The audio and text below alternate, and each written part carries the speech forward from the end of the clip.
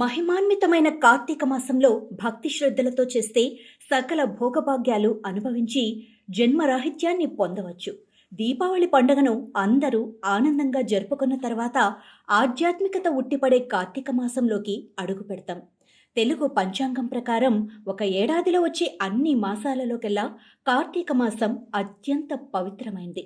ఇటు శివునికి అటు విష్ణువుకు కూడా ప్రీతికరమైన కార్తీక మాసం ఆధ్యాత్మిక సాధకులకు మోక్ష మార్గం అనటంలో ఎలాంటి సందేహము లేదు.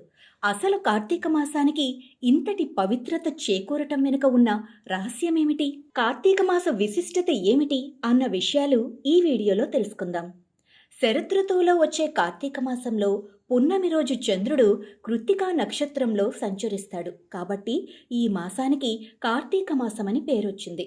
తెలుగు మాసాల్లో 9వ మాసమైన కార్తీక మాసం మాసాల్లోకెల్లా ఉత్తమమైనది. స్కంద పురాణం ప్రకారం కార్తీక మాసానికి సమానమైన మాసం, శ్రీ మహావిష్ణువుకు సమానమైన దేవుడు, గంగతో సమానమైన తీర్థం, వేదాన్ని మించిన శాస్త్రం లేదని అంటారు. హిందూ సాంప్రదాయం ప్రకారం సనాతన ధర్మాన్ని అనుసరించి ఒక ఏడాదిని 2 ఆయనములుగా విభజిస్తారు.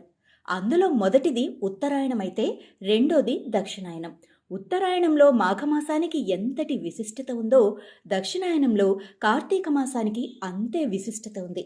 ఈ పవిత్ర కార్తీక మాసం హరిహరాదులకు ప్రీతికరమైనది. కార్తీక మాసంలో చేసే శివరాధనకు విశేష పుణ్య ఫలం లభిస్తుందని కార్తీక పురాణం చెబుతోంది. ఈ సందర్భంగా కార్తీక మాసంలో హరిహరుల అనుగ్రహం కోసం ఏం చేయాలో చూద్దాం.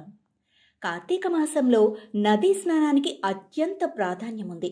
ఋషులు, మహర్షులు, సిద్ధులు కార్తీక మాసం నెల రోజులు పవిత్ర నదీ తీరాల్లో సంచరిస్తూ ఈ మాసమంతా కార్తీక స్నానం ఆచరిస్తూ ఉంటారు.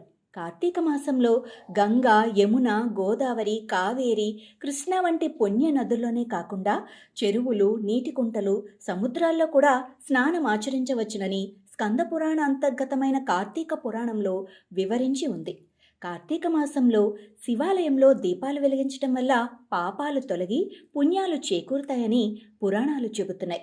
ఈ మాసంలో తెలిసి కానీ తెలియక కానీ చివరకు చెడు తలపుతో అయినా సరే దీపం వెలిగిస్తే ఆ ఫలం లెక్క కట్టలేనిది. భక్తి శ్రద్ధలతో శివాలయంలో చేసే దీపారాధన కూడా ఎంతో పుణ్య ఫలాన్నిస్తుంది. కార్తీక మాసంలో దీపారాధనకున్న ప్రాధాన్యత గురించి కార్తీక పురాణంలో విపులంగా వివరించి ఉంది. సంపాదించిన ధనానికి కానీ పుణ్యానికి కానీ దానంతోనే సార్థకత చేకూరుతుందని స్కంద పురాణం వివరిస్తోంది. కార్తీక మాసంలో చేసే దానాలకు మామూలు కన్నా 1,000,000 రెట్ల అధిక ఫలం లభిస్తుంది. ఈ మాసంలో దీపదానం, సాలగ్రామ దానం, అన్నదానం, వస్త్రదానం, గోదానం, భూదానం వంటి దానాలతో పాటు ఇహలోకంలో అటు పరలోకంలో కూడా తరించవచ్చని శాస్త్రాలు చెబుతున్నాయి. ముఖ్యంగా కార్తీక మాసంలో కన్యాదానం చేస్తే అటు 7 తరాలు ఇటు 7 తరాలు తరిస్తాయని, గతించిన పూర్వీకులకు సద్గతులు కలుగుతాయని కార్తీక పురాణం చెబుతోంది. కార్తీక మాసమంతా నక్తం పేరుతో ఉపవాసాలు ఆచరిస్తూ ఉంటారు. ఉదయం నుంచి సాయంత్రం వరకు ఆహారం తీసుకోకుండా దైవారాధనలోనే మనసును లగ్నం చేసి సాయంత్రం నక్షత్ర దర్శనం తర్వాత భోజనం చేయటాన్ని నక్తం అంటారు.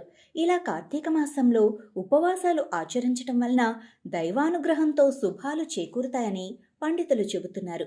అంతేకాదు ఉపవాసాల వలన మంచి ఆరోగ్యం కూడా సమకూరుతుందని శాస్త్రీయంగా రుజువు చేయబడింది. ఓవైపు హరిహర శంకర అంటూ అభిషేకాలతో శివాలయాలు మారుమ్రోగుతుంటే మరోవైపు శ్రీ సత్యనారాయణ స్వామి వ్రతాలతో, ఏకాదశి ఉపవాసాలతో, విష్ణు సహస్రనామ పారాయణలతో భూలోకం వైకుంఠాన్ని తలపించేలా ఉండే ఈ కార్తీక మాసం మోక్షదాయకం.